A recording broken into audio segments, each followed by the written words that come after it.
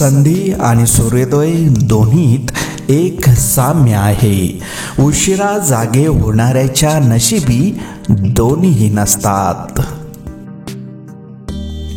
स्वतःच्या वक्तव्यात इतका सरळ व तिखटपणा ठेवा की चांगल्या लोकांना त्याची चव आणि वाईट लोकांना त्याचा ठसका हा लागलाच पाहिजे. व्यक्तिमत्वाला आणि स्वभावाला न शोभणाऱ्या भूमिका नाईलाजास्तव साकारायला भाग पाडणारा अनियंत्रित चित्रपट म्हणजे आपले आयुष्य.